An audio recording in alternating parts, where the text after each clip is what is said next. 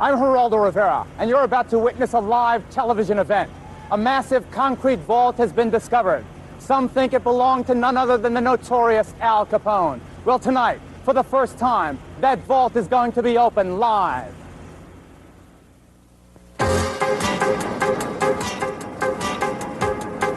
Live from the Windy City, Chicago, Illinois, a worldwide 2-hour television event from Al Capone's former headquarters in the Lexington Hotel. Tribune Entertainment and the Westgate Group are proud to present The Mystery of Al Capone's Vaults.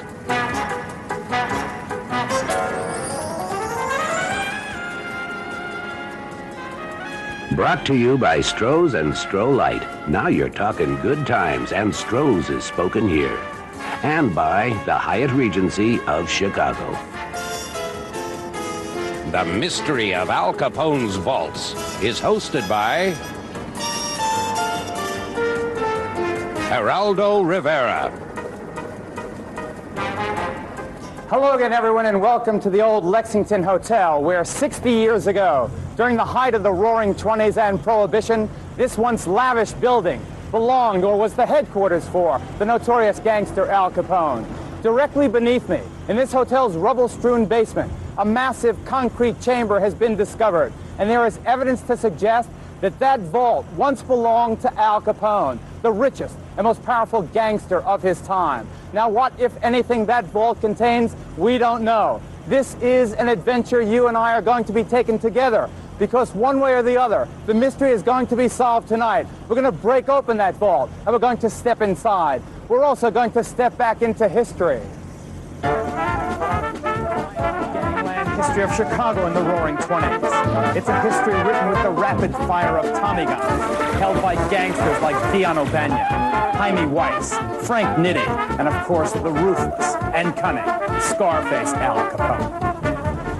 We'll show you how Capone used murder to carve out a multi-million-dollar criminal empire, an empire based on illegal booze, prostitution, and gambling.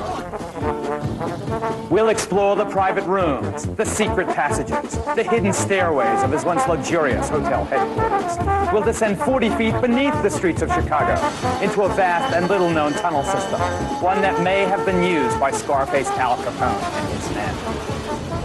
Here in Chicago, in Miami, in Los Angeles, and on San Francisco's Alcatraz Island, we'll talk to people who knew Al Capone personally. Capone was an evil man. He seemed just like a big roly-poly teddy bear to me. He was just like any other hoodlum. He was lovable. He was sweet. Who do you think murdered your husband? Al Capone did. The Lexington Hotel here on Michigan Avenue in Chicago's rough South Side now resembles, as you can see, a bombed-out hulk. It's battered and crumbling after years of neglect. But this building, believe it or not, can claim a proud past. It has a notorious and colorful history. Its most infamous guest by far lived right up there in the 5th floor corner room. According to survivors of that era, he could be a genial, even charismatic guy, quick with a joke and generous with a buck, but dominant was his dark side, his attraction to physical violence, his quick, explosive temper, his ability to commit cold-blooded murder. He was, of course, Scarface Al Capone, America's public enemy #1. Now picture this hotel as it was when Al Capone lived here, truly an elegant and classy place. Hanging from the ornate ceilings were crystal chandeliers, while along these arched walls were fine art, lots of art. The floor was covered with ornate and beautiful tile mosaics. But Capone still transformed this place into a haven for crime and vice. For instance, in the lobby back there, armed men carrying Tommy guns were on patrol constantly. The fellow who ran the cigar stand out here was also the house bookmaker, always carrying a loaded .45 automatic in his waistband. Armed lookouts also monitored the elevators. Up in the floors of the hotel, there were brothels for Capone-controlled prostitutes and living quarters for his legion of armed men. In exploring this hotel, and believe me, we have climbed or crawled through the whole structure from the very top to the very bottom, we have found some fascinating things, like escape tunnels that the experts and eyewitnesses tell us were used by Capone and his men to split out of the hotel in the case of a raid by police or rival gangsters. There are also these hidden staircases. You can see them now only because we have torn the wall away, the walls that stood here until we began our process of excavation and exploration. There's another one over here. Check it out. Look, a hidden staircase that Capone could use. In the hotel, a raid happens, they come in the front door, he just came down this hidden staircase and then disappeared through a tunnel system that we'll show you later on. But over here is the main event. This is what you've come to see, and this is why we're here. This massive concrete chamber, which some believe was built for Al Capone. Look at this electric wiring, for example. We have spoken to the electrician who put, or rather the son of the electrician who installed this wiring. The man said that he was working for Al Capone at the time he did the job. And why would you need electricity in a sealed chamber? Now, what, if anything, this vault contains, we have no idea. But we're going to find out tonight, because we're going to take this wall down. It's about 5,000 pounds. The concrete is 22 inches thick. It's coming down tonight. Now, due to the thickness that seals the vault area, the thickness of the concrete, we have already pre-sawed through it, and we've prepared it to be pulled out. It was a difficult and time-consuming job that actually began several weeks ago. But now we are ready to tear this massive slab away, and we're going to do it with the help of a miniature bulldozer. Believe it or not, we've lowered one into the basement. They call these babies bobcats. Right, bobcats. We're going to take the bobcat, we're going to hook it up to the chains, and we're going to pull this wall down. All right, guys, John, okay, Jim, let's hook it up. Now, as these fellows are hooking the chains up to the bobcat, we're going to take our first short commercial break. But don't go away, because when we come back, that wall's coming down. Okay, guys, let's do it. Get it set, get it set. Okay, the chains are hooked and the big slab's about to come down. But before we do that, let me give you just a little background about what we think we may have in here. Take a look. It begins with Tim Samuelson, an architectural expert with Chicago's Historical Landmark Society. Tim helped us explore the Lexington and confirm that the vault, as well as the soil sample taken from a section of it, could have come from the period during which Al Capone occupied the hotel. Still, there were many unanswered questions. So, what do you think? Well, sometimes in these old buildings, you see similar things. You just got to dig through and interpret the different layers. It's just all kind of stacked up, and you just have to sort it out. In January, we began sorting it out, carefully probing parts of the vaulted area, trying to determine how thick and formidable it would be. In February, experts used a heat-sensitive infrared monitor, trying to learn if the areas behind some of the sealed vault entrances were hollow or solid. Unfortunately, the readout suggested many of the areas were solid concrete. Still searching for hollow spaces, a seismic survey device, the kind often used in oil exploration, was used to bounce sound waves into the vault. But once again, the results indicated that much of the vault was solid.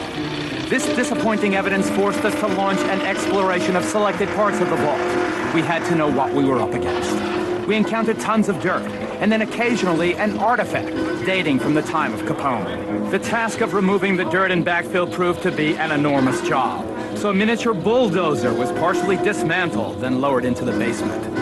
As our exploration progressed, cutting equipment became necessary. What we had hoped would be a simple and revealing survey had grown into a monumental task. It was a task worth performing. After countless hours of digging, we realized we'd discovered a promising vault within a vault. It was a sealed, self-contained, 30-foot section, and our tests indicated it was probably hollow. So our excitement mounted. Come with me a second, let me show you what I was just describing. At first we thought the whole thing was 125-foot long space of just vault. This is the area, this cleared out space in here, that turned out to be solid. We thought it was hollow at first, but this is the section that turned out to be packed solid. We've moved literally tons and tons of fill out of here. This is where we found the artifacts and other things. We've also, here, Don, you can see up here, we've propped up the ceiling of this old hotel so it wouldn't fall down on us. We found some fascinating discoveries in here, like this space that I'll be showing you later on, and similar secret spaces. But remember, this was the part of the vaulted space that turned out to be packed solid. But over here, this is what I was describing as the chamber within a chamber, the vault within a vault, the section that our sonic and seismic tests indicated was probably hollow. Now this brick, for instance, has no structural reason for existing. It is here, it seems, for one reason and one reason only, and that's to seal this space. This is our vault within a vault. This is where we're going to go in when we pull that slab down, just in a really scant seconds, a couple of minutes anyway. Now, Capone was the absolute lord and master of the Lexington Hotel between the years 1927 and 1932. That's when he went away to prison.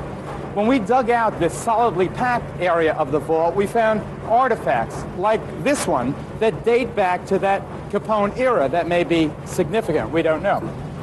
Also, that period between 27 and 32 represented Capone's golden era. That was at a time when his illicit booze operation, his gambling, and his prostitution were netting him approximately $100 million every year. Remember, he didn't pay taxes, so Capone had a lot of money to hide. The intelligence unit of the Internal Revenue Service that was investigating Capone at that time, thank you, Joe, was quoted as saying, "Capone's sources of income are known to us. We believe he could cash in for $20 million. This is back in the 20s, remember. $20 million. But where has he hidden it?" End quote. So it's a long shot, but maybe those missing millions are what we'll find in here. Or maybe we'll find the bones of his criminal rivals, or maybe documents, or weapons, or bootleg booze paraphernalia. Who knows? I don't. Not even the IRS knows. Remember, when Capone finally went to prison, he didn't go to jail for any of the approximately 600 homicides he is allegedly responsible for. He went down, like so many of these hoods do, on an income tax evasion rep. And right now, here in Chicago, on the off chance that there is something great and there's something huge and something of value, the local tax man has shown up. Dennis Sansoni, special agent in charge of the IRS here. Dennis, I understand that your office has placed a lien against anything of value that we might find. Right. We have a judgment for taxes that Capone owed in the late 20s and early 30s. Right now, with tax penalty and interest, it's around $800,000. He owes $800,000, so you guys are here first in line in case we find anything. Right. You know, we've been taking guesses. All the guys down here have their own personal opinions. We've been working, as you know, for months excavating this thing about what we might find. Do you have any personal guess? Well, I think it might be Prohibition paraphernalia, stuff that from the old booze days, possibly trucks, maybe some old cars. Okay, but the first $800,000 worth goes to the government. Right. Uncle Sam. Right. Okay, thanks, Thank Dennis. you. Okay, over here it looks like the slab that seals this mysterious vaulted area is now ready to come down. Just one word of caution before we pull it down. Our tests indicate that this is a very, very deep chamber. So don't expect to see gold bars right out front. It's probably not going to work that way. This concrete slab is probably the first obstacle we're going to encounter. Okay, now John, you guys ready? Everybody's ready? You said, Jimmy? Okay, okay, Rich. Okay, without further ado, let's take the wall down. Let's go, take it down. Let's go. Let's go, take it down. Okay, watch yourself, John. Yeah. Take it down, here it goes. Okay, it's about like we figured this. Fill in the beginning areas. It's got other, you know, it's 20s junk, definitely 20s junk. Let's see what's in there, though. The electrical wires go back inside. Okay, start digging it out. Come on, bring that bulldozer. Let's get this stuff out of here. I almost made a mistake. Here, hold the bottom. All right, now, this thing goes forever. The vault that we've indicated as being basically hollow stretches forever, so the only way we're going to get inside and empty this place out before our 2 hours are up, we're starting another team of workers here. So we brought out the heavy artillery. When we come back, the excavation work is going to continue. Stay tuned, because one way or another, the secret is now being uncovered. Okay, let's go, Winston. Let's go. Gotta work on it. The mystery of Al Capone's vaults will continue after these messages.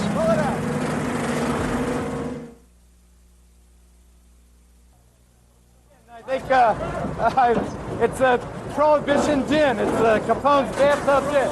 Now, before we totally enter what may have been Capone's private spaces, I think that this is an appropriate time, I hope you can hear me, for us to find out more about this guy. Scarface Al Capone didn't just control the Lexington Hotel. At one point, he controlled the entire American underworld, and in a perverted, bizarre kind of way, I guess you could say his was a success story. The story of America's most notorious gangster began with the wave of Italian immigrants who flooded into New York City before the turn of the century. Among that overwhelmingly honest and hard-working group were Gabriel and Teresa Capone, two refugees from the slums of Naples. The family settled amid the poverty of Brooklyn with hopes for a better future. The fourth of their 9 children, born in 1899, was christened Alphonse Capone. He was the bad seed. By the time he was 18 years old, the young man's face was already scarred from a barroom knife fight. He was also suspected by New York police of at least 2 murders. By then, he was known to friend and foe alike as Al Capone. In the fall of 1919, young Al was summoned to Chicago. The call came from Johnny Torrio, a former New York gang leader who was Capone's close friend and teacher. A brilliant criminal mastermind with vaulting ambition, Johnny Torrio felt he needed a loyal and trusted assistant. With the heat on him in New York, Al Capone was only too happy to make the move to Chicago. At the time, Torrio was in business with his uncle, a fun-loving, high-living mobster called Big Jim Colosimo. Colosimo owned and operated a popular night spot, patronized by some of Chicago's best-known and most influential citizens. Colosimo also controlled most of Chicago's prostitution and vice, and a brand new, far more lucrative criminal opportunity loomed just over the horizon. Though 4 out of 5 Chicagoans opposed, booze was about to become illegal. Alcohol is hindering the coming of world peace because it is befuddling the thinking of humanity. It is no laughing matter today when the National Survey of Education on Alcoholism states that 1 out of every 6 boozers are women. As the inaugural day of the National Prohibition Act drew ever closer, many Americans went into a drinking frenzy, loading up on the last of their legal drinks. Then the party was over. On January 17, 1920, liquor became illegal and the nation went dry. Ironically, it was Al Capone's 21st birthday. The first recorded violation of Prohibition took place in Chicago, only minutes after the new law went into effect. A shipment of medicinal alcohol was hijacked from a railroad yard. It was the first evidence the great experiment was going to become a grandiose disaster. Whose idea was this anyway? Well, here is Frances Willard, founder of one of the most powerful lobbying groups in the country at that time, the Women's Christian Temperance Union. Well, you may be surprised to know that the international organization is still alive and well, and living here in Evanston, Illinois. It's a suburb of Chicago where until just a year ago, liquor stores were still illegal. I came here recently to visit Martha Egger, the current president of the WCTU, to ask her about a historical irony. Quote, "The American people had expected to be greeted when the great day came by a covey of angels bearing gifts of peace, happiness, and prosperity. Instead, they were met by hordes of bootleggers, gangsters, triggermen, venal judges, corrupt police, crooked politicians, and speakeasy operators." Do you think there's any linkage between Prohibition, the 18th Amendment, those years between 1920 and 1933 when it was the law of the land, and growth of organized crime, the rackets? I think organized crime has been here with us, for a long time. I don't think you can lay it at Prohibition's door. Some other thing would have been blamed for it if it hadn't been for Prohibition. Despite the pure intentions of its sponsors, to Johnny Torrio and his criminal protege Al Capone, Prohibition represented the irresistible money-making opportunity of a lifetime. Torrio pleaded with Colosimo to exploit it, but Big Jim showed little interest. His clubs, brothels, and gambling houses were already earning enough profits. And besides, he had a new young wife demanding all his extra attention. It proved a deadly distraction. What more can a man want, eh? The best of everything. A Hollywood movie starring Rod Steiger as Al Capone presented a fanciful version of Colosimo's murder. You know it, eh?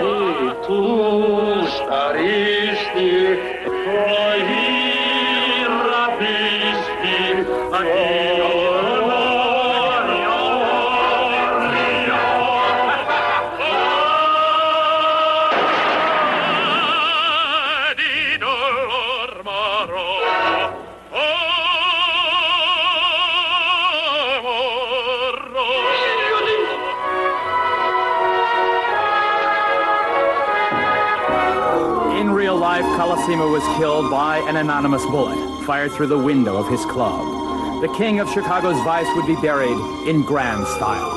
On May 11th, 1920, less than 4 months after the start of Prohibition, Big Jim Colosimo bit the dust. His murderer was never found, but the principal suspect was Al Capone. After a grand gangland funeral attended by all, Big Jim was laid to rest in this tomb, befitting his status as the former head of Chicago Vice. His death marks the beginning of a bold new criminal era, one in which Johnny Torrio and Al Capone would revolutionize the underground, introducing business procedures and making it all frighteningly efficient.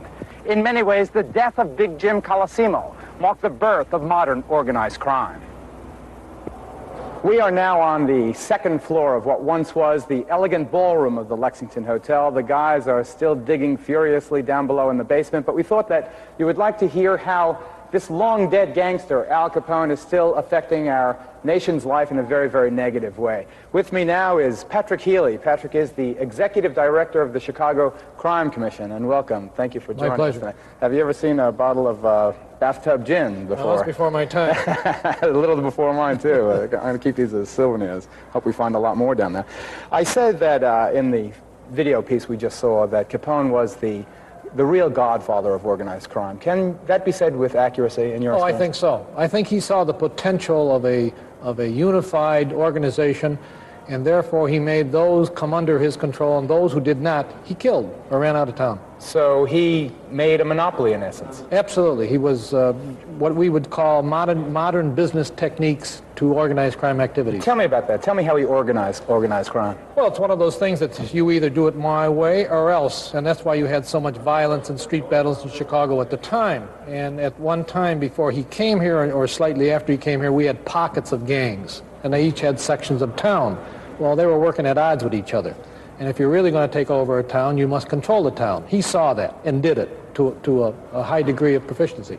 You mentioned a high degree. We estimated from our historical research, etc., that he was bringing in $100 million a year, which seems a fabulous amount. How does that compare with modern organized crime? Today's standards, it's nickels and dimes. Today's standards, organized crime is estimated to bring in $100 billion a year. Billion. The President's Commission on Organized Crime forecasted $100 billion and 414,000 jobs a year. Oh my goodness, that looks like what, 1,000 times more than Capone. Okay, Patrick, thank you for coming with us. I'd like you to hang in case we find some artifacts that are in your area of expertise. My pleasure. Thanks for the answers so far. We're still in the process of removing dirt from the vault down below. We have to pause now for another commercial break, but when we come back, you'll get acquainted with an indispensable tool of the 1920s, the Tommy gun, after these commercial messages. This big second floor room in the Lexington Hotel was basically the gangsters' gymnasium, but it also had a more sinister purpose. This was the target practice range for Capone and the boys. And during that time, what better weapon to hit what you were aiming at than this one, the Thompson submachine gun. Most civilians call it the Tommy gun. The mob called it the typewriter. And as you know, with it, they wrote a bloody tale of terror. If the Colt was the weapon that won the West, they say this was the weapon that made the 20s roar. With me now are two experts on the Thompson submachine gun specifically and weapons. Come on in, guys. Here's Sherman Tarnoff and Bill Dambra. Why was the weapon so popular with the mob? Well, it was so popular because it was probably the first weapon designed for automatic fire. It was designed by Colonel Thompson during the First World War. The main reason was the fact that it was a type of a trench war and that it was impossible to fire at many troops at one time. So the gun was actually developed, and its original name was called the trench broom. A trench broom, how appropriate. Why did the mob like it? Because it had a tremendously high rate of fire, it had a devastating effect when hitting people. But What about accuracy? it was tremendously accurate, a very accurate weapon at close ranges. I've shot most modern weapons. I haven't used this one yet. Is it difficult to fire? No, it's a very easy weapon to fire. It has very little rise. It is extremely accurate, and it's very comfortable to shoot. Okay, why don't we demonstrate that? You can walk me through it. We'll show the rate of fire and the accuracy of the Thompson submachine gun. Okay. We've set up some targets. Why don't you load her up and show me how to use it? Okay. What's her caliber? It's a .45 caliber automatic pistol round. Is this exactly the same gun used in the St. Valentine's Day Massacre? Exactly. Weapon loaded? Weapon's loaded, and it's on safe. She's on safe. Okay, look at that mark. Any special instructions? Just lean into it. Okay. Safety's coming off. Safety's off. Weapon's hot. Downrange, ready.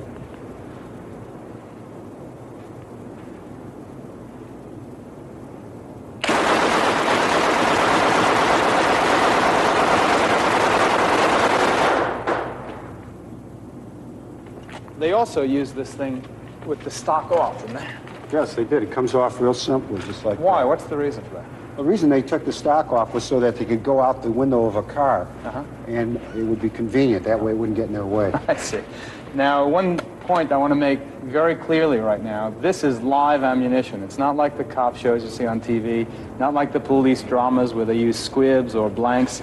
This is the real stuff. 45 caliber, hot ammunition. Okay, now you just fire it like a pistol then. Safety's on, she's hot, downrange. Okay. Ready to go. Ready to go. Okay, let's see what happens to Aristotle.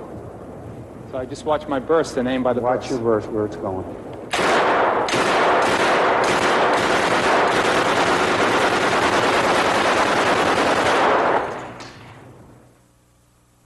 The mystery of Al Capone's vaults will continue after these messages.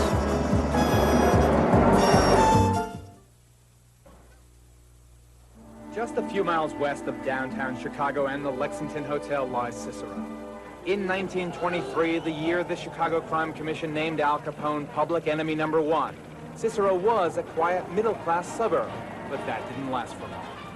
1923 was also the year Chicago got a new mayor. Big Bill Thompson was finally replaced by a law and order reformer, a man named William Deaver. Deaver appointed as chief of police an incorruptible lawman, Morgan Collins by name. When Capone offered him $100,000 a month not to interfere with his Chicago activities, Collins answered by raiding Capone's speakeasies, brothels, gambling dens, and breweries, and by arresting scores of his men. Confronted for the first time by an untouchable mayor and an incorruptible police chief, Capone quickly realized that he needed a safe haven. He chose nearby Cicero. On that lot once stood the Hawthorne Inn. It was Capone's Cicero headquarters, complete with armor-plated walls and bulletproof steel shutters. From here, Capone ran his Chicago operations. He also converted Cicero from a once peaceful community into a center of vice and violence. It wasn't long before Cicero could boast 150 gambling establishments, most of them featuring slot machines and roulette. There are also 125 saloons and speakeasies, and a string of brothels stretching from one end of town to the other. The cost, in case you're interested, was $2 for every 5 minutes or fraction thereof. It may not sound like a lot of money, but it was enough to earn Capone an estimated $10 million a year. Cicero's mayor, a corrupt mobster puppet named Joseph Z. Klenhoff, was re-elected to office in 1924 only because a 200-man army of Capone's thugs and torpedoes intimidated, terrorized, and physically assaulted any Cicero citizen who wouldn't cast his ballot for Klenhoff. In Cicero, Al Capone was the undisputed boss of bosses. No one dared oppose him, except one man who dared to be a thorn in his side. He was a newspaper editor, actually the youngest in the country at the time, just 21 years old, and he waged an unrelenting war of words against Al Capone and the corrupt Cicero city government. That newspaper editor is now the distinguished author and journalist, Robert St. John. Welcome. You exposed one of Capone's brothels in a quite unique way. That was where all my trouble began. One evening I armed myself with a pocket full of $5 and $10 bills.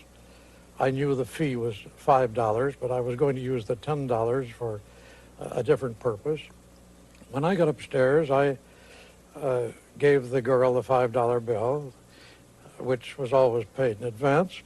And then I said, now, sister, we're going to have a little talk. Here's $10 extra for just talking. Anyway, all night long, I was passed along from one girl to another. When my $10 bills were all gone, one of the girls came rushing in and said, my God, Ralph is at the bottom of the staircase. Ralph Capone. Ralph Capone. Al's brother. Al's brother. His enforcer. One of the girls showed me how going through a toilet I could jump out the window onto a lean-to and get away, which I did. To tell us more about his Cicero adventures, Robert St. John returned to his old neighborhood after an absence of more than half a century. One morning, as I was on my way to my office in Cicero, I'd just come from my home in Oak Park. There was one cop standing on this corner right here. Then there was another Cicero policeman on that corner over there. My office was where that vacant lot is. As I started to cross the street like this, I got right to the center here, right to the middle, when I heard the screech of brakes. And I looked up, and in that direction was a black, 7-passenger black touring car. This is the type of car that both the private detectives, the plainclothes detectives, and the gangsters used. I knew it was one of the two. When I saw 4 guys pile out, I knew which it was because I recognized the first man that came out as Ralph Capone. So I knew I was in for it. So I immediately curled up right here in the middle of this intersection, right on the ground with my head buried because I didn't want to get it in the head. As I lay there in the middle of the intersection with the cops on the 2 corners, they worked over me with blackjacks. Didn't you say there were 2 policemen on either corner? 2 policemen on either corner, and neither of them lifted a finger to stop what had happened or to chase the gang. I guess that's more symptomatic than anything of what Cicero was really like. That is absolutely correct. That was Cicero. As soon as I got out of the hospital, I came right here to the Cicero Police Department. Chief of Police was Ted Svoboda, a good friend of mine. I said, Ted, I want 4 warrants, charging assault with intent to kill, assault and battery, kidnapping, and so forth. I want warrants for Ralph Capone, Pete Pizak, and 2 John Doe warrants. He put his arm around my shoulder and said, kid, you're too young to die. Forget it. I said, no, Ted, I want those warrants. He said, come back at 9 o'clock tomorrow morning. At 9 o'clock the next morning, I came back. He said, go up to my office up on the 2nd floor. He said, I'll be right up. I went upstairs. I was looking out the window when I heard the door close. I turned around, and there stood a man, big, stocky fellow, with a scar on the left side of his face. Of course, I knew who it was. He came toward me, held out his hand. I did not take it. He said, I'm sorry, kid. I'm sorry it happened. The boys were drunk. They know better than that. Well, he pulled out of his pocket the biggest roll of bills I've ever seen. They weren't 5s and 10s like mine. They were hundreds. And he started peeling them off. He said, you lost your hat. Your hospital bill is paid. And he's peeling off these $100 bills. You take the money? There were times later that I almost wish I had. I've had rough times in my life. So 60 years, 6 decades later, how does it feel being back in Cicero? Well, actually, I don't want to be sacrilegious, but it is a sort of a reincarnation, rebirth. I suddenly feel, instead of 85, I feel 25 again, which was what I was when I was last in this town. As you know, the Capone'S are all buried deep in the ground, but St. John, who lost his first big war against the gangsters of Cicero, St. John is still alive and doing well. I'll say. Thank you very much. Okay, a great man, Robert St. John, the Adams Express Company, talking about 6 decades ago, has just checked into our excavation process. We've hit an obstacle back there, but don't worry, we have some drastic remedies to take care of it. Stay tuned. We're going to continue this search after these commercial messages. The mystery of Al Capone's vaults will continue. We've all seen it in the news reports and in the movies. It seems every time there's a gangland murder, the casket of the murdered mobster is adorned with spectacular floral arrangements, flowers and murder. It must be a gangland tradition. Well, on this site back in the 1920s stood one of the mob's favorite suppliers. William Schoenfeld's flower shop was partly owned by a deceptively good-natured Irishman named Dion O'Banion. Deanie to his friends, he was apparently one of his own best customers. You see, O'Banion, the flower shop owner, was also O'Banion, the killer. After a youth spent in this neighborhood perfecting such skills as hijacking, safe-cracking, armed robbery, and finally contract murder, O'Banion and his gang had become one of Al Capone's most deadly rivals. He and his boys controlled most of Chicago's north side, and they actually posed a threat to Al Capone's master plan of controlling Chicago's entire underworld. On November 10th, 1924, Dion O'Banion was in his flower shop, doing next to murder what he loved doing best. He was arranging a lovely bouquet of roses to adorn the casket of a recently murdered mob chieftain. He never got to the ribbons. Just as he was putting the finishing touches on that bouquet of roses, Deanie O'Banion was blown away by 3 of Al Capone's torpedoes. For 3 days, O'Banion's body lay at the Sababro Funeral Home. Then on the 4th, it was buried in the grandest gangland funeral Chicago had ever seen. O'Banion's funeral cortege featured 26 cars. Naturally, they were adorned with tons of flowers. There were 10,000 mourners, including some of Chicago's most important politicians and high-ranking police officials. The bizarre spectacle marked the beginning of Capone's violent struggle to take control of this city. That struggle was aided by Chicago's political machine. Mayor William E. Deaver, whose tough anti-mob tactics had forced Capone to take refuge in Cicero, was voted out of office. The corrupt administration of Mayor Big Bill Thompson was now back in power. And it wasn't long before Al Capone was welcome back in Chicago. Capone and Torrio began aggressively to expand their criminal empire, but they faced violent opposition. With Dion O'Banion dead, a fiery young Pole named Jaime Weiss had taken over control of the North Side Irish gang. And he wanted territory and power as badly as Capone and Torrio did. He also wanted revenge. Shortly after O'Banion was buried, Al Capone's car was sprayed with bullets and his chauffeur wounded. Capone ordered a bulletproof Cadillac limousine, only to have his new chauffeur kidnapped, tortured, and ultimately killed. On January 23rd, 1925, Johnny Torrio and his wife were coming home from an afternoon shopping when Jaime Weiss and the boys struck again. Mrs. Torrio had already gone into their apartment, right here. Johnny Torrio was hanging out on the sidewalk when 3 men approached from a Cadillac limousine parked on the corner. They fired a salvo of bullets at Johnny Torrio, hitting him 3 times. Once in the jaw, once in the chest, another time in the groin. Torrio fell right about here. At that point, one of the hitmen ran up to him with his pistol drawn to administer the coup de grace. But as he pressed the pistol to Torrio's head, he clicked it. The weapon was empty. Miraculously, Torrio would survive.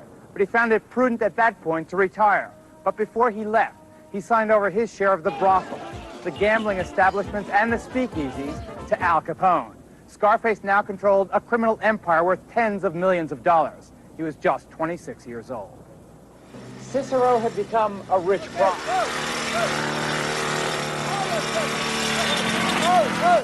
Don't worry, we're gonna take that thing down. We sort of half expected it to be there. We're gonna take it down. Don't worry about it. Okay, go to work, guys. All right, now, Al Capone's success, Al Capone's success, let's back up, they won't be able to hear me. Al Capone's success in avoiding arrest and prosecution lay in large part, let's keep backing up, they won't hear me, on his ability to bribe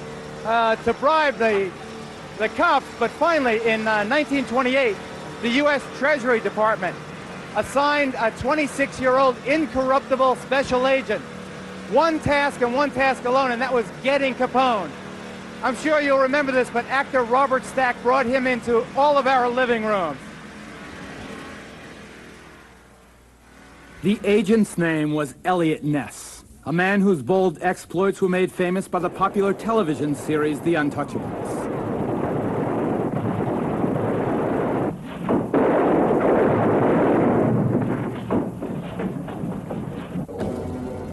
Elliot Ness's bold raids on Capone breweries and other enterprises cost the gangster millions of dollars. And indeed, Ness's work led to 5,000 criminal counts against Scarface Al Capone. And yet many law-abiding Chicagoans didn't have a very high regard for Elliot Ness. Chicago crime photographer Tony Berardi, for instance, still has a very strong point of view.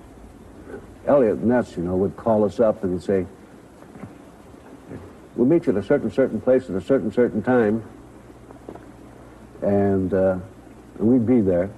They'd break up a couple of barrels for us just to show that they were on the job. And Let me ask you this. Who'd you like better, Elliot Ness or Al Capone? Al Capone. How come? Because I knew what Al Capone was. Elliot Ness, he was just a publicity hound in my book. He was a messenger boy. I get a great kick up when I see those untouchables. My God, he never fired a gun in his life. No, I haven't got too much to say about him. So you still like Capone? Wait a minute. I liked Al Capone as a newsman. Personally, I hated his guts. I come from an Italian family. There's between 15 and 20 million Italians in this country. And there's probably 2,000 bums out of those 20 million. If it was up to me, I would take those 2,000 bums, put them in Soldiers Field in Chicago, get me another Jack McGurn and blow him down. That's how much I liked Al Capone. Whoa, okay. Can you guess what we have planned for that wall? Well, you'll find out when you come back after these commercial messages. Don't go away. The fun is just beginning. Welcome back to the basement of the Lexington Hotel. I'll give you a hint about what's going on there. Those fellows are explosives experts. More about that in a second. First, I want to give you a little bit more history. Even though drinking was theoretically outlawed during Prohibition, that didn't stop millions of Americans from indulging in their favorite pastime. Take a look. Just 6 months after Prohibition began, a brand new American institution was born, the speakeasy. Still around today, the Green Mill was one of the most stylish and popular of the more than 20,000 speakeasies in the Chicago area alone. Because of clubs like the Green Mill, the sweet sounds of jazz, like the harsh rattle of Tommy guns, became one of the hallmarks of the Roaring '20s. For a time, Al Capone owned the Green Mill, and he and his fellow mobsters at the other speakeasies had no trouble at all attracting and keeping top-name talent like Franz Jackson, Earl Hines, and Cab Calloway. Former band leader and now jazz historian Dempsey Travis told me exactly how Scarface Al did it, how he kept the loyalty of his performers. This is what happened when Joey Lewis tried to leave. Right here at the Green Mill. Joey Lewis, singer, comedian, big-time artist, and somebody offered him $1,000 a week as compared to the $650 a week he was making at the Green Mill, and he accepted it. 3 weeks after he left, some guys knocked on his door one night, 3 fellas to be exact, and attempted to cut his throat from ear to ear and take off part of his tongue. And so it took from the late 40s to early 50s, I guess from 1941, 42 to 50s before he really gained his national popularity back again. But They cut his tongue? They cut his tongue. So he wouldn't sing for anyone He wouldn't sing, he couldn't talk. All he could do was make motions with his hands. So yes, they were bad boys. Bad boys. Bad boys.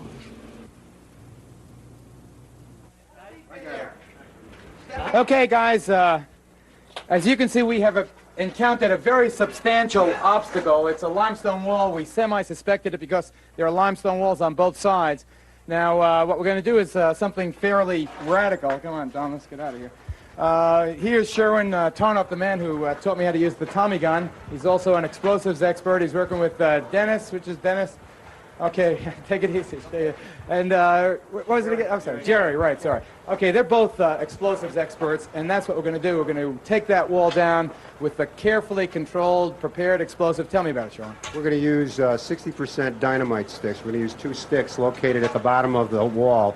The holes are drilled in about 36 inches. We're We're going to pack them in. They're packing them in sand right now. We're going to shoot the charge. It's going to lift the wall up and then cause the fall forward into the room. Okay, I'm all for it. I want to get the wall down and see what's behind it.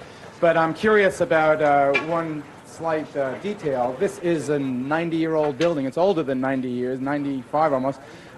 What's the chances that the explosion will take the whole building down? Well, the problem is here that the wall that we're working on happens to be beyond the foundation of the building. It's actually under the sidewalk near the street area, so it has nothing to do with the foundation wall. Okay, now, what is that putty stuff I see in here? Don, come in with me. Look at that. That's the whole stuff. That's just, you sort of just cemented in there? The charges in place. Okay. And what are the black bottle things? Those are part of the charges. Okay, those are charges. Okay, ladies and gentlemen, when we come back, you got to clear the basement now, everybody. Clear the basement out. Let's go. Everybody upstairs. When we come back from this commercial break, we're going to blow that wall up. Let's see what happens. Okay, clear the basement. Come on, everybody out. All the way. The mystery of Al Capone's vaults will continue after these messages. Good evening, ladies and gentlemen. I'm Doug Llewellyn, and while Geraldo is busy preparing to blast the vault at the Lexington, we are here about 25 blocks north of the Lexington at the Hyatt Regency Hotel in downtown Chicago, where a gigantic Al Capone safe-cracking party is underway. A party with hundreds of people here to watch this show and to roam about a lot of Al Capone-era memorabilia, such as this 1929 Model A Ford. It was a police car, typical of the police cars that roamed the streets of Chicago while Al Capone was here in power. As I think you will be able to see in a couple of minutes, a lot of people are dressed a la the 1920s. You've got your gun. Everybody having a good time here? I think they're having a grand time. Among other things, for these folks to see, Michael Yor Graham has brought his very extensive, very valuable collection of Al Capone-era memorabilia. Michael, what is that in your hand? It is a blackjack, and allegedly it was used by Al Capone. And that's just one of how many items do you have relating to Capone? 1,600. 1,600 Prohibition and Capone. As you can see, he's really into collecting things regarding Al Capone. Obviously, the big question on everybody's mind is what is in the vault? It's a question we've put to people all over the country, and here are some samples of their opinions. Now watch. I don't think they'll find anything but bones down there. Probably paraphernalia from the Prohibition. They're going to find a lot of jewelry. I do think there's money there. I don't think they'll find any money in there. We will find something in there of some significance. There may be a body or two or some evidence of something. Probably it'll be an empty vault. The vault allows to tell a lot of stories. All right, those are some sample opinions from people not only here in Chicago but all across the country. I thought very quickly we'd take a random survey here. You're dressed a la the Capone era, the 20. What do you think's in the vault? Gosh, I don't know. Time will tell. Take a guess. Gosh, I don't know. How about you, sir? Well, I probably think there's bones in there. You think bones? I think there's yes, bones sir, in what do you think? Cash, definitely. Cash, cash, cash. What do you think? Tickets to Hawaii. Tickets to Hawaii. All right. A sample of opinion of what people think. One more. How about you, sir? What do you think? Prohibition era stuff. Prohibition. And you, sir? Oh, I'd say a little cash. I haven't heard anybody say an awful lot of money. I think a lot of money. So let's go back now. We will be back at the Lexington to blow the vault right after these messages. The mystery of Al Capone's vaults will continue after these messages. Brought to you by Nice and Easy from Clairol. We're just about 30 seconds away from being ready to blow the limestone wall that has blocked our progress into the vault space. Sure, want to come around in here. You guys ready? It's clear down here. All right, now you have something else to wire up. Come on, let's do it. Let's do it on live TV. Okay, is that okay? What's going to happen now? So now they're going to wire up the main unit and wire the DuPont box to the unit, and they'll be ready to, and you'll be ready to blow it. Okay, Wayne, just take a shot of this right here. Billy, put it on. You got it? Okay, camera forward. Look at this. All right, take a good shot of that, Wayne. This is a Capone-era plunger. We thought it would be appropriate to use something dating back to old Scarface Al's day. We're about ready to go. This is a moment of some drama. Got our hard hats on. Okay, you guys set? Are all set? Okay. Clear? Okay, what's the classic phrase? Fire in the hole! Fire in the hole! Okay.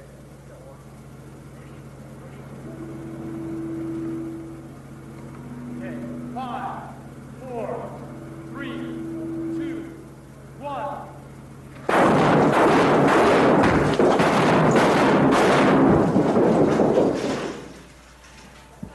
I think it worked. What happens now, Shora? Now they're going to go there and check to see if there's any live dynamite left that might have blown out of the wall. If they check that and everything's okay, then it'll be all clear. Okay, so when you guys search for duds, and we begin sorting through all this, now we've blown down one wall, we've pulled down another, we're digging in, we're getting there, we're finding out what's happening. The mystery of Al Capone's vault is being solved one way or the other. Now, remember, there's a lot of mysteries. We're coming to you live from Chicago.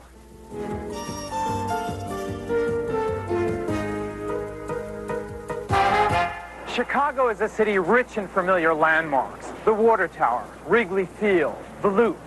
This is City Hall. Far beneath this building, deep in the bowels of this city, there's another landmark. It's not as well known as the others, but I think you'll find it very impressive. Come on.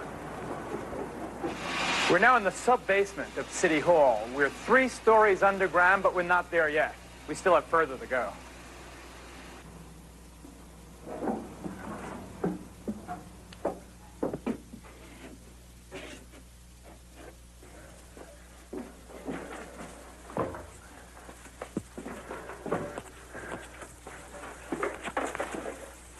Okay, we've reached our goal. As you can see, it's a tunnel. Actually, it's a 60-mile network of tunnels, an incredible underground labyrinth that crisscrosses the entire downtown Chicago area. Come with me now on a tour of this subterranean maze.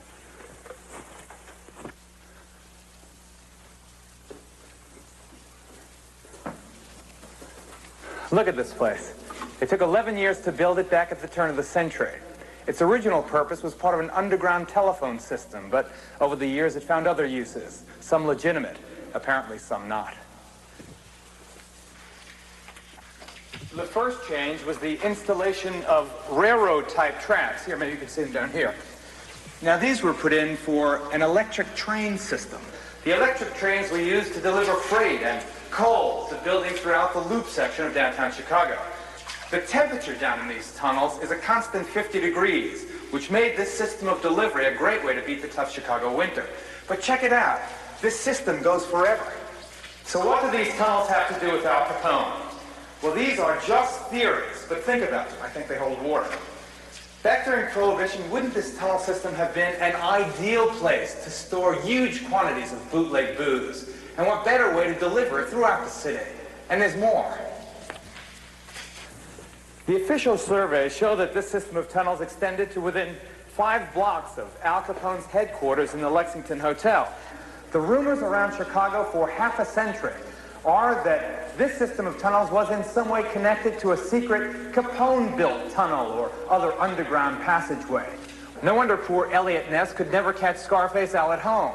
If these rumors are correct, as soon as the alarm bell went off, Scarface Al would simply disappear underground. My dad worked for Al Capone for many years, and during that time he experienced doing some work down here in the tunnels that ran to various sporting houses and gambling houses in the area. Well, I don't believe the police even knew where some of those tunnels were, because they would stage a raid, and before they could get the doors open, the guys were into a building three buildings away. We searched for 4 months for some connecting link between this place, the tunnels in the hotel, and those city-owned tunnel systems. It was frustrating, and it was in vain. And finally, in early April, we did discover a clue that made us want to go and explore further. Check it out.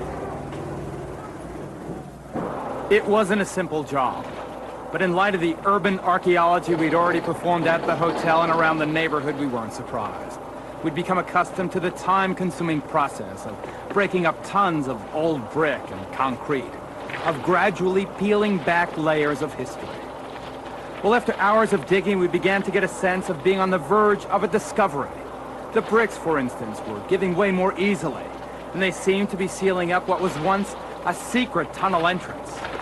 Well, we dug on, and our hunch proved correct. We had discovered what looked like an unknown tunnel. It was filled with dirt, but it was completely intact, and it seemed part of a large and complex tunnel system.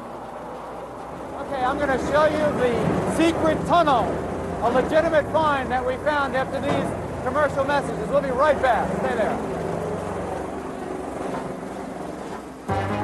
The mystery of Al Capone's vaults will continue. Welcome back. I'm Geraldo Rivera, now standing in the only quiet place in this whole hotel, the northeast corner of the basement, where about 2 weeks ago we discovered a secret tunnel system. Now, this is the wall we took down, and this is the tunnel. If you notice up there, it's the brick and mortar construction. This is a real secret tunnel, and it's certainly big enough for Capone and his boys to use when they wanted to get out of the hotel in a real hurry. Take a look at it. You know, this was also all filled with that backfill that we're finding out in the front side. But look at the ceiling. It's obvious that this was once a hollow space. This was a tunnel. Now, do you have a flashlight out there? Is there a flashlight there? Oh, I'll be right back. Sorry. Thank you. Okay, here we go. I want to show you something back here. We blasted this limestone wall also. We found another tunnel. It's hard to see now because the city has, in the intervening years, put gas and electrical fixtures, so we can't get in there all the way. But this was definitely a tunnel at one time. Where my flashlight beam is now hitting used to be, in the 1930s, a Walgreens drugstore next door to the Lexington Hotel. Now, let me tell you why that's significant. A short time ago, a retired Chicago police officer named Matt Leahy told us, his father was a bartender here at the Lexington Hotel, incidentally, during Capone's era. He told us that whenever there was a raid, Capone would use a staircase. Wayne, back up. Let me just show the folks the staircase. And maybe you can just peek back here. I should have showed it before we got in there. But Capone used this staircase leading down from the second floor to go into a secret tunnel that led into the Walgreens drugstore just next door to the Lexington Hotel. So we think that with that eyewitness testimony, with the obvious brick and mortar construction and the care that someone and the expense someone has used, and the fact that it does go to the building that was the Walgreens department store, we can say that we've discovered one of Capone's secret tunnels. And I'm sure that, you know, I was just thinking that maybe they should convert the Lexington Hotel into a kind of gangster museum after this program is over. If the walls of this old place could talk, I'm sure that they'd have a lot of secrets to tell us. The Lexington truly is a fascinating relic. When I first came here back in January of this year, aside from the fact that the place was absolutely freezing, I made some fascinating discoveries. I mean, at least for myself. This place feels like a tomb. The Lexington Hotel was built in 1891. This building's more than 90 years old, but somehow coming in here, it feels a lot older than that.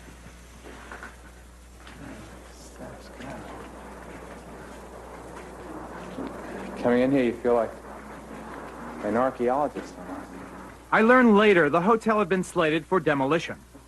You wonder what it must have been like in those days, those arches. It is absolutely freezing. The hotel was saved from destruction by the organization which now owns both the building and presumably whatever's found in the vault. That is, once the IRS takes its share. That organization is called the Sunbow Foundation, established to train unemployed minority women in the construction trades. Its director is Pat Porter.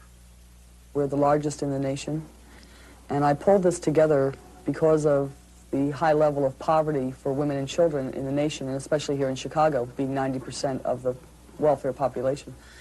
And we were feeling that government programs were wasting too much money, tax money, that they were not being run effectively, that in order for women, especially black women, to be able to support themselves and their children, that they would have to make more than $5 an hour in a typing job. So we decided to pull together a program that would be a year's worth of pre-apprenticeship that would actually teach these women how to go out and make the kind of money that a construction worker makes. Laborers here make $13.90 an hour in benefits, and that's enough money to take a whole family off the system. So we decided to do a year's pre-apprenticeship. And so far, out of 150 women, we have an 88% placement and retention rate, which is higher than most programs around the nation. Once trained, the women could play a vital role in rehabilitating this building. We hope to rehab the Lexington into a luxury hotel that will accommodate the new McCormick Place expansion, which is our big convention center. The International Women's Museum and Research Center will go in and go up through the core. We'll dome that. And it will be an income-producing property. One of the most intriguing things about digging out this old hotel in search of Al Capone has been the secrets that the search has so far yielded. Passageways, doorways, stairways, that kind of thing. This, for instance, in the old pictures was a mirror. But then when the mirror was removed, and in the older photographs, this was a doorway, a hidden doorway. So this is ground zero. This was the big man's office, room 530 here in the Lexington Hotel. It was from right in here, sitting behind that great big mahogany desk with his back to the window overlooking Michigan Avenue, that Al Capone ran his criminal empire. Against these walls, he had canvas bags with padlocks on them, stuffed with cash that was ready for deposit in any one of his numerous secret bank accounts. Now on these walls, he had portraits of three of his heroes. The first two are pretty standard, Abe Lincoln, George Washington. Then he also had one of Big Bill Thompson. Thompson was Chicago's hard-drinking mayor, a man whose political machine was kept well-greased with graft from Capone and the other criminal empires. In this corridor outside his office, Capone had stationed his bodyguards and some of his other henchmen, while in the rooms on this floor and those above and below lived Capone's torpedoes, his lieutenants, his drivers, his sluggers, his lookouts, as well as a large complement of the young prostitutes that Scarface favored for himself and the boys. At the end of the hall is a bulletproof door with no outside handle. It led to another Al Capone mystery. This disaster area on the third floor was apparently the big man's dining room, a place where he could eat safely with friends and associates. From what we hear, it was also quite the attraction for the show business crowd, drawn by the allure and mystery of the notorious gangster. Such stars of the 1920s as Eddie Cantor, Sophie Tucker, and Charles Buddy Rogers were often invited by. A suave, handsome band leader, Buddy Rogers was also a famous leading man, the star of Wings, the first Academy Award-winning movie. Buddy was married to America's sweetheart, the late Mary Pickford, for 45 years. And he made news again just recently, when he won the Jean Herschel Humanitarian Award at the Oscars. One aspect of your career, though, that people don't know much about is the fact that at one time you met the notorious Scarface Al Capone. He was my pal. Was he? Tell me how that happened. Well, I was playing the Chicago Theater, in Chicago, of course, back in the 30s, mid-30s.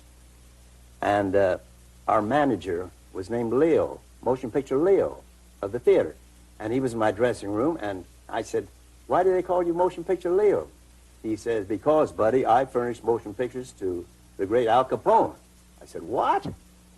He said, "Would you like to meet him?" Well, I said, "I read about the headlines today in the paper, this morning's paper. Of course I would." He goes to the phone, he dials a certain number. "Hello?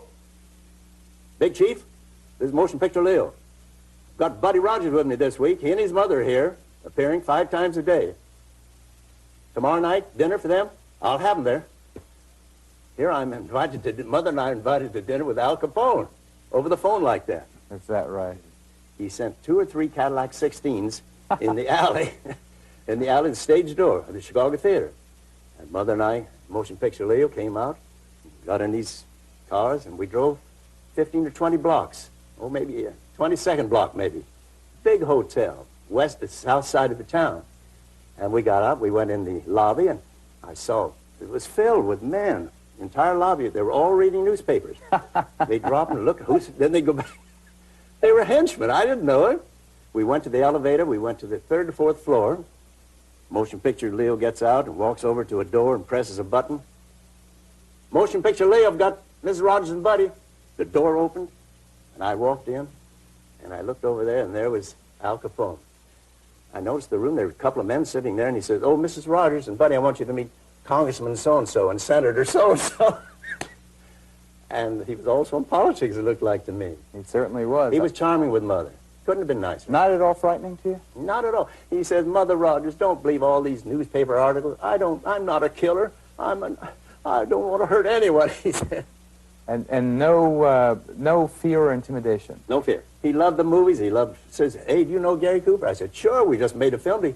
Please have him come by. I love all you guys out in Hollywood. Please let me be a friend to all of you. But you thought of him almost as a co-celebrity, didn't you, buddy? That's right. Okay, nothing really new and exciting to report yet. We're still digging. No new spectacular finds yet. But stay with us. When we come back, we're going to visit Capone's secluded Miami mansion, and we're going to talk about an atrocity that came to be known as the St. Valentine's Day Massacre. After these commercial messages. So Scarface headed for Miami. Because of his notorious reputation, Al Capone could not find a second home. As you can imagine, no city in the country really wanted the guy. Finally, because of Florida's unique real estate laws, Capone's attorneys were able to buy this secluded mansion without revealing who the real purchaser was. By the time they found out, Scarface Al Capone was a legal Miami resident, the original Miami Vice. The present owner of the Palm Island house is Hank Morrison, an airlines pilot. Did you know it was the notorious Al Capone's place when you bought it? No, I didn't. It was just, I needed a house, and it was for sale, and looked like a nice buy at the time. How'd you react when you found out? Well, I kind of enjoyed it. How so? Well, it's nice to live in a little bit of history. It is history. How about tourists and tour buses and things like that? Do you get any of that? Yeah, we get a few tour boats come by every day, a couple of them, and a few tourists ride by, but they're no big problem. Describe the place. We have the one guest house that we were up into. That was where he used to keep the guards. And of course, this is the main house. Many people think that Capone died in prison, but actually he didn't. He served almost 8 years, the last 6 years or so, in Alcatraz. And he served his full sentence, and then he came back here, and he lived here with his family. And he had I guess, a brain hemorrhage back in '47, and he actually died back in the old master bedroom in the house. It's, like I say, a little bit of history, and it doesn't give me any problem. I haven't seen any ghosts or anything. In 1929, working out of his mansion in Miami, Al Capone allegedly masterminded one of the most infamous murders in American gangland history, an atrocity that came to be known as the St. Valentine's Day Massacre. There used to be a single-story red brick garage and warehouse on this site back then, known as the SMC Cartage Company. The building was often used for bootleg booze deliveries by Capone's principal rival, Bugs Moran. Moran had succeeded Dion O'Banion and Jaime Weiss as leader of the Northside Irish Gang. The illegal booze trucks used to come right in that alley. As you know, Scarface Al had already eliminated O'Banion and Weiss. Now he set his sights on Bugs Moran. Early on the morning of February 14th, St. Valentine's Day, a police squad car pulled up on Clark Street across from the warehouse. Inside were 4 men, 2 in plain clothes, 2 wearing police officers' uniforms. They left their car, walked across the street, and entered the warehouse, where 7 of Bugs Moran's men were waiting for an illegal liquor delivery. Bugs was supposed to be there, but arriving late, he saw what looked like police officers entering his building. Wisely, he decided to stay down the block, watching, waiting, listening. Well, he didn't have long to wait.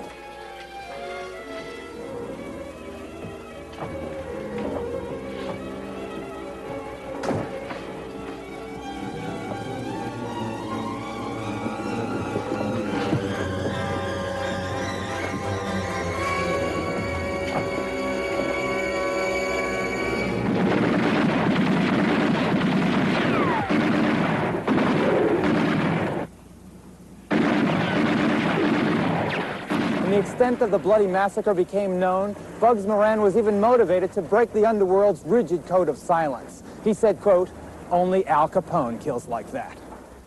These historic photographs of the massacre were taken by Tony Berardi. He was one of the first photographers on the scene that fateful day. How did you feel when you walked in and you saw something like that, Tony? It's an incredible, gory scene. It didn't bother me a bit. What the hell, it didn't hurt me. And we had photographed. I've had photographed so many people killed, found in ditches and whatever. You become hardened to it. To me, it was a job. To me, it was to get in there and make some 4 or 5 fast pictures and get the hell out of there. Did you think Capone did it? Did I think that Capone? Did he have something to do with it? Yeah, yes, I do. But Capone, we learned the next day or 2 days later that he was down in Florida at his home. As a matter of fact, there was a Chicago Tribune photographer by the name of Louis Wolfe made a picture of Al Capone on his boat with the American flag flying. No, I have a definite idea who did it. Tell me. Well, Jack McGurn was one. Jack McGurn and Ralph Pierce. They were the only 2 gangsters that Capone had that could have done a thing like this. So you have no doubt in your mind, Tony, but that this guy, Machine Gun Jack McGurn, was the architect or the main gunner in the St. Valentine's Day Massacre? No doubt. You know, Louise Ralph, the so-called blonde alibi, swears to this day that Jack had nothing to do with it. I don't care what she said. They tried to say that he was in the St. Valentine's Day Massacre. And that's when I got all the notoriety, because even though I wasn't married to him, I swore up and down he was in the Hotel Stevens with me at the time, which he was. I know I said what a horrible thing it was, and it wasn't long after that they came knocking on the door. Who was they? The police. What did they say to your husband? Just come with me. They started questioning him then? Not in the room, no. They questioned me, and I told them it was impossible. He could not have been there. And why not? Because he was there with me. Was it his custom to spend most nights at home? Oh, yes, huh? And he was definitely with you then? Oh, definitely. So the blonde alibi is the truth? The truth. So help you God. So help me. Oh, it was right hand, pardon me. Machine Gun Jack McGurn. Whether or not he did it will never be known. He was murdered exactly 7 years later, on February 13th, 1936, the day before Valentine's Day. Left behind, right beside Jake McGurn's bullet-riddled body was a mocking St. Valentine's Day card. The cops kept it. Quote, "You've lost your job, you've lost your dough, your jewels and handsome houses, but things could be worse, you know. You haven't lost your trousers."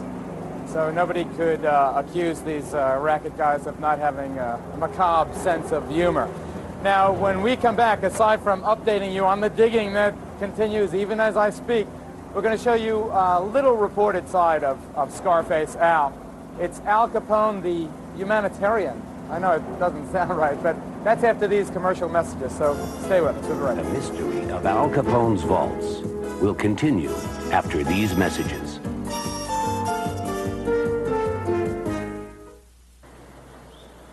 Al Capone may have been a murdering animal, but he was also a cunning businessman, one acutely aware of the need for good public relations.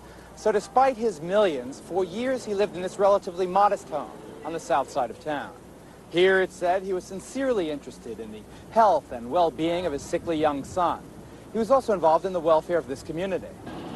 He was the kind of guy, for example, who often gave apple vendors $10 tips. He bought blocks of baseball tickets for entire Boy Scout troops, and he lobbied successfully for a milk dating ordinance to ensure that Chicago's kids would never be forced to drink spoiled milk. Public enemy number 1 also contributed money to build this school, called St. Attractus, and he often played Santa at his neighborhood church during Christmas time. By 1929, the effects of the Great Depression were painfully visible throughout Chicago.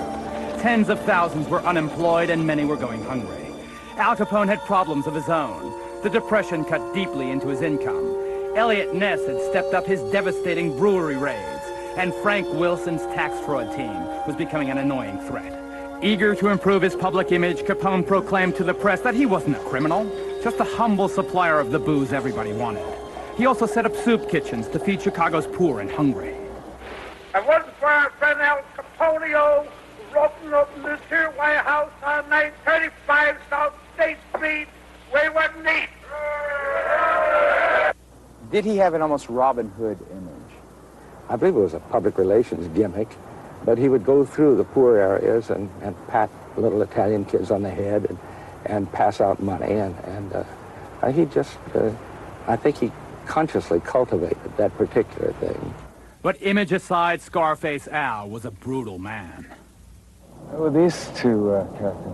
Well, that's Selmy and Scalise. They were two tough characters. Well, they were really the enforcers, Al Capone's enforcers.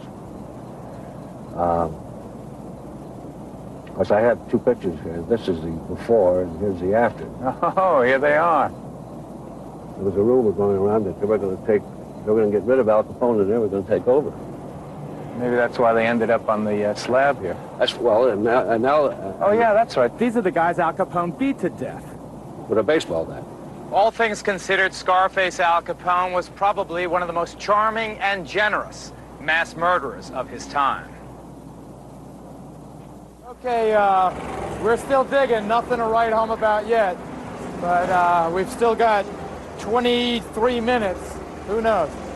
When we come back from this next commercial, we're going to tell you the exciting, some might say, melancholy story of the decline and fall of Scarface Al Capone. And of course, we'll tell you what's happening in the vault after these commercial messages. The mystery of Al Capone's vaults will continue.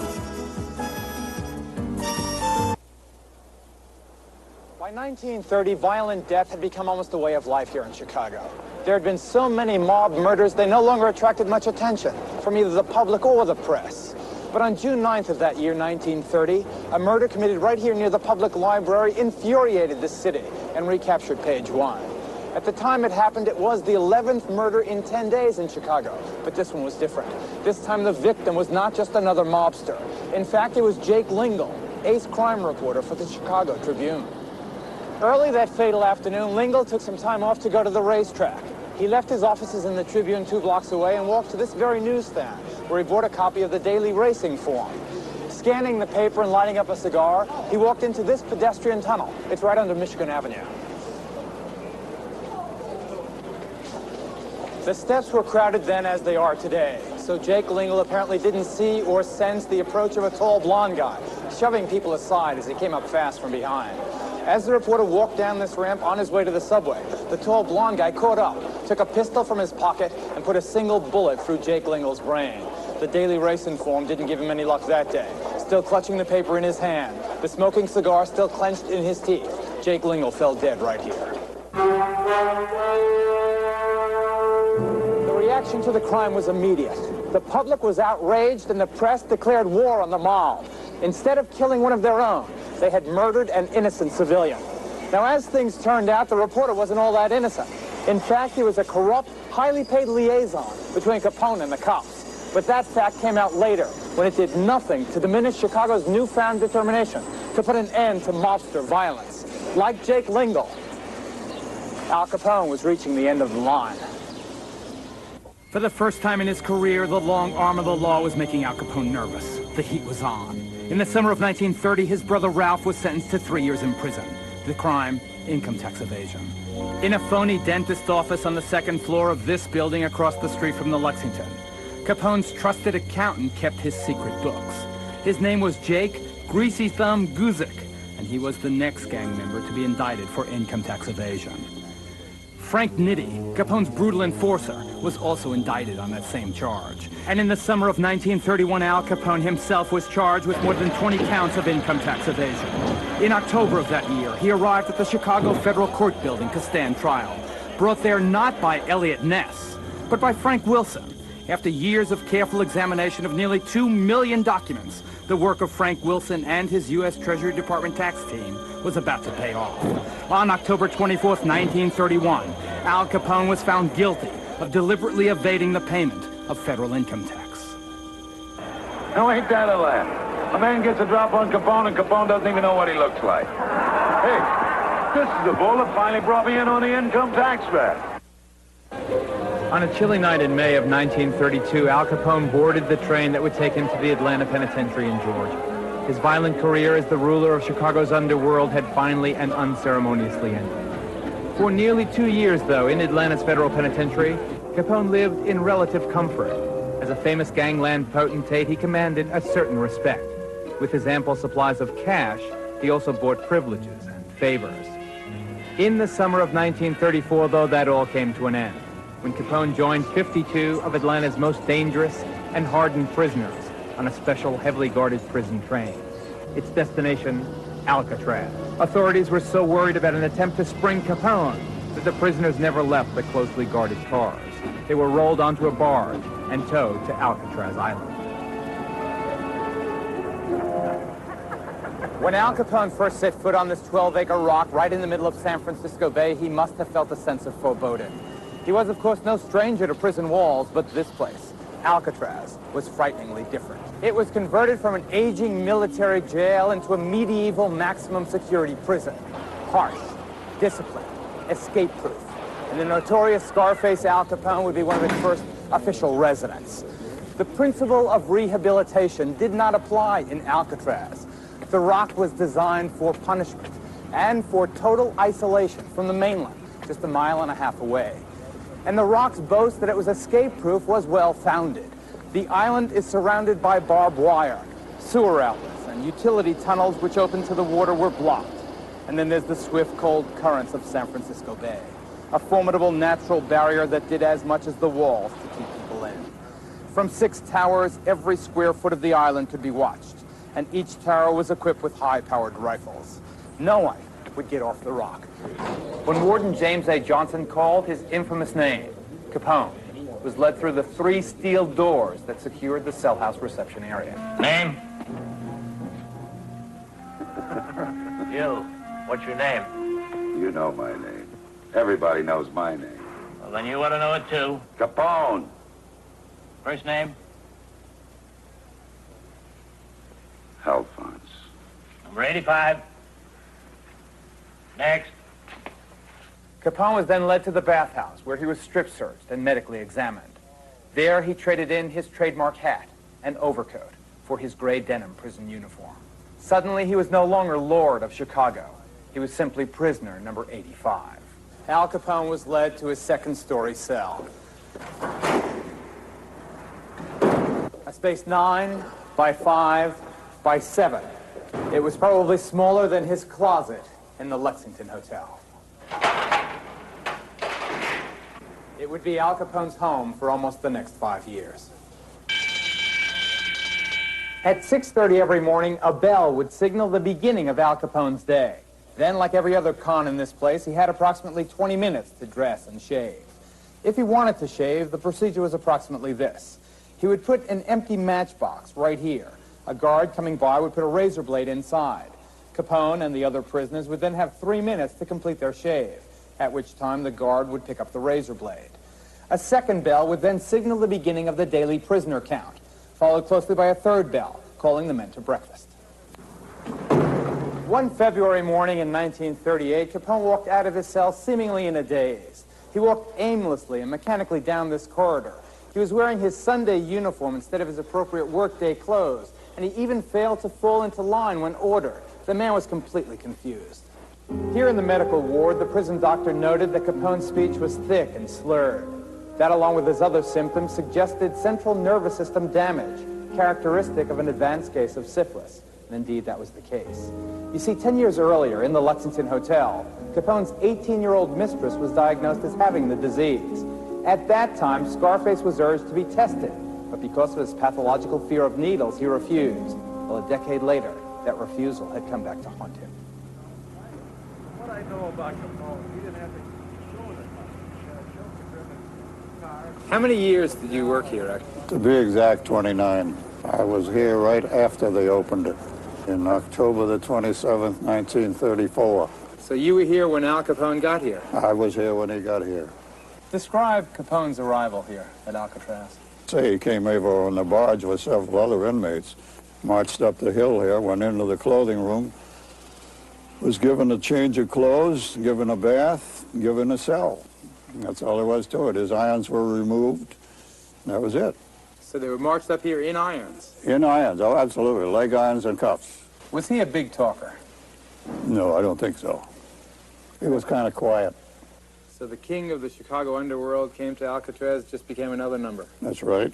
The mighty Capone was not a mighty Capone around here. He was just another inmate.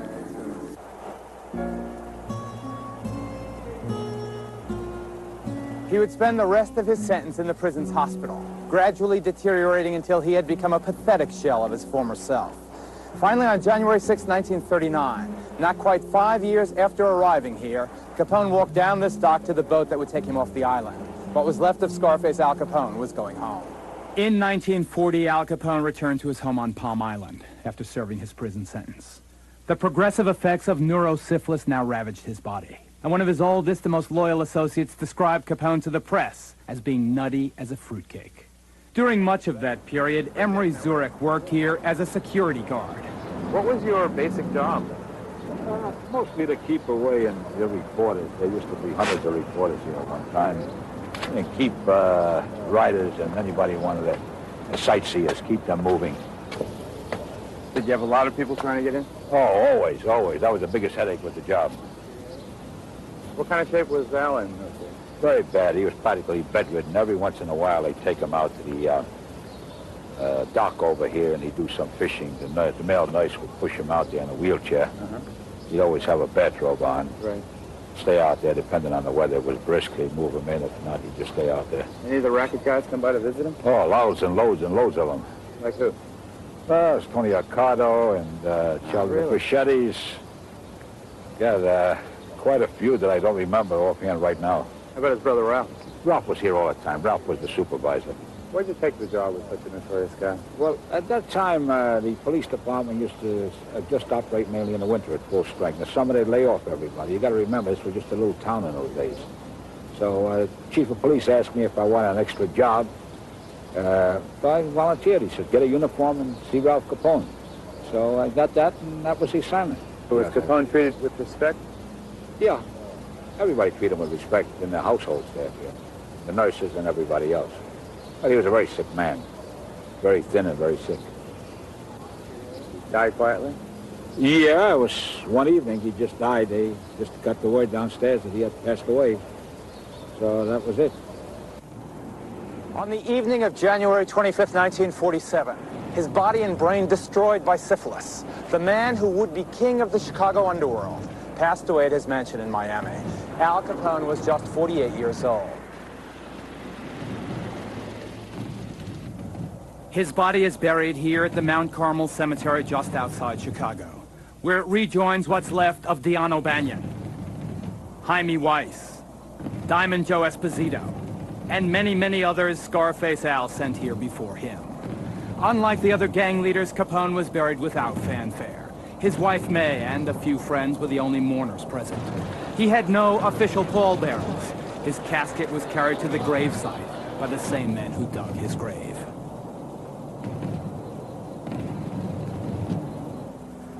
I don't quite know how to tell you this at 8 minutes to the hour, but we found another wall in there. I wonder if I can get a deposit on a 60-year-old bottle. All right. We'll be right back after these commercial messages. We'll see what we got here. The mystery of Al Capone's vaults will continue after these messages. Okay, go! Hold it! Kill it! All right, come here, guys, come here. Hey, Lee! Get out of that thing, come over here. Everybody, come here. All right. You know, when we began opening this vault nearly 2 hours ago, we had no real idea what we'd find inside. As it turns out, we haven't found very much, at least not yet. In any case, I think that, kill the answer to Rich. A legend a half-century old or so has been resolved. I don't know if we've gone far enough. I mean, we found the other wall over there. There may be more to be discovered, maybe not. We found the secret tunnel. We found the hidden stairways. We found the other private spaces. We talked to a lot of people, you know, older people whose memories I think would have otherwise been forever lost if it wasn't for this program. It seems at least up to now that we've struck out with the vault. I'm disappointed about that, as I'm sure you are. This is one time in my life that pot of gold would have been a lot more fun than chasing the rainbows. In any case, you get a wide shot. Show my team here. They work their hearts out. You know, come on there, guys. All right, all right, duck down. I got to see class picture. All right, now, I hope you've enjoyed the adventure of the chase. You know, to briefly review, we found some bottles, we found some other artifacts. The tunnels, or rather the vaulted space, did date back to the time of Scarface Al Capone, but I don't know, our seismic or sonic tests must have been slightly awry, because we didn't find the much heralded hollow spaces that we were led to believe were in there. So what can I say? I'm sorry. I would thank my buddies here for doing the job. Thank you for watching. I promised all the critics that if we didn't find anything, I'd sing a song. So Chicago, Chicago, that toddling town. All right, I'm going. I'll see you. Good night. I'm sorry. See you next time. Take it easy. On State Street, that great street, I just want to say, The mystery of Al Capone's vaults has been brought to you by Budweiser, Beechwood aged for that clean, crisp taste. This Bud's for you. And by the good products and good people at the Quaker Oats Company.